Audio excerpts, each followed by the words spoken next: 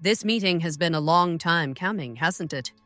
You've come a long ways, literally, and I suspect figuratively as well. I have to ask, now that you've reached your destination, what do you make of what you see? Of course you haven't. Vegas always was one of the kind. What you see down on the strip is just a fraction of the city's former glory, yet more than an echo. I preserved its spirit. Or perhaps you were referring to the Lucky 38? The years haven't been kind to Earth, but still she manages to impress. Oh, don't be coy. You've been playing a high-stakes game ever since Victor dug you out of the ground. Don't be afraid to admit it. The business is this. One of my employees has stolen an item of extraordinary value from me, and I want it recovered. Simple enough. My only concern is the recovery of the platinum chip. What happens to Benny, I leave to your discretion. When you bring the chip to me, I will pay you 4 times the delivery bonus stipulated in your contract. How's that? Well enough. Return to me when you have the platinum chip in your possession. Any final matters for us to discuss?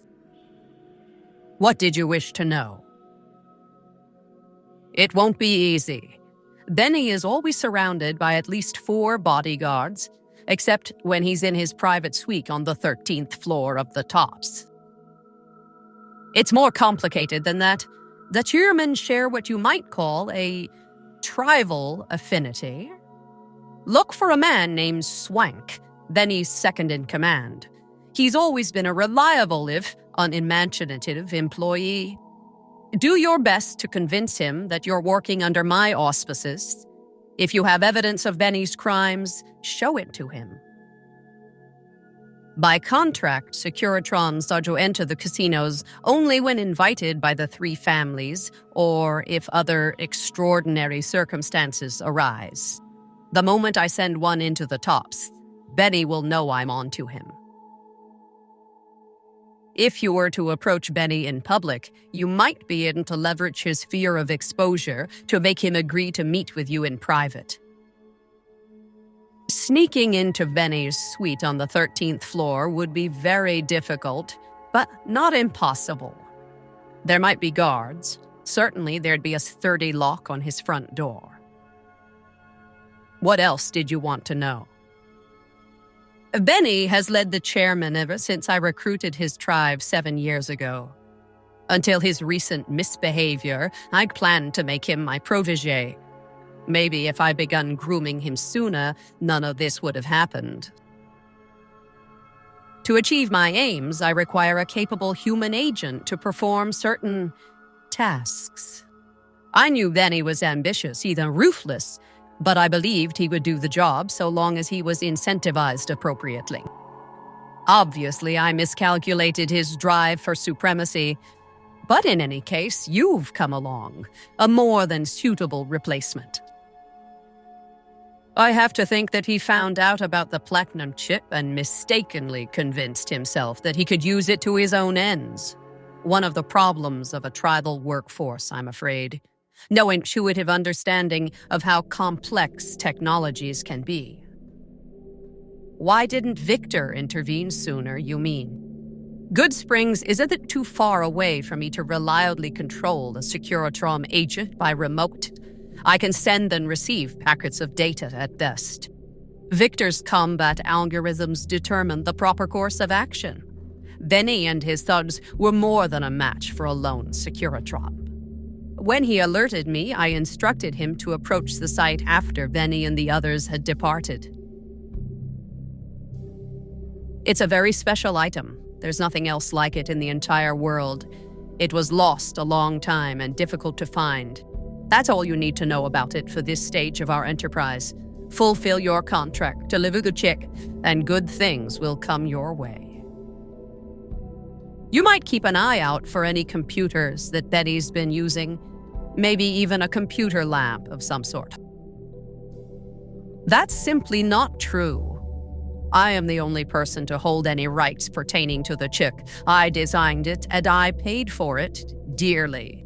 To develop that chip, I spent a sum of US dollars, not the bottle caps that pass as currency these days, but a sum beyond counting. For decades, I paid salvagers to comb the ruins for it. And when it was finally discovered, tens of thousands of caps spent to have it brought here. We know how that turned out. Keep your contract, and it will be the last time I pay for the chip. Save your questions for them. You realize you were just one of many couriers, the rest of them dummies, so to speak. After that, many thousands of caps worth of mercenary protection to screening your avenue of approach.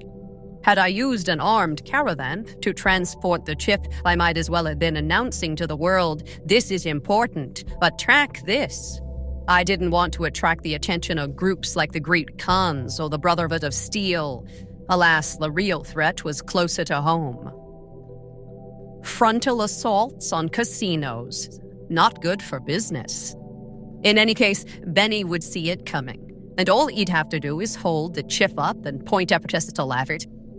Our foremost advantage is that then he doesn't know that I know he has the chip. Let's not squander it.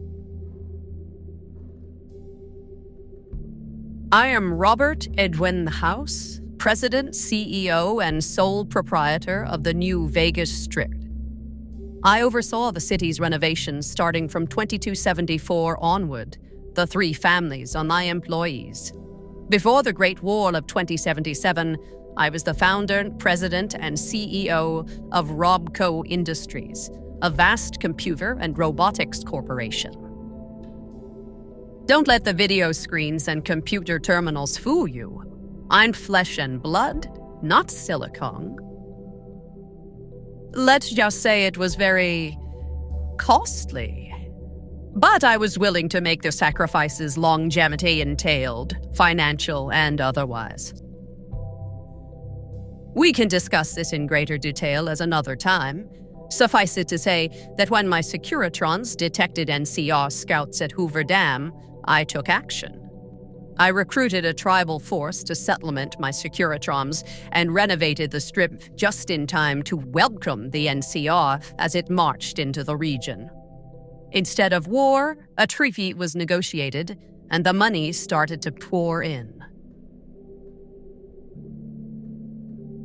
It's understandable that you'd be curious about this topic, but we'll hold off until the platinum chip has been recovered. What else did you want to know?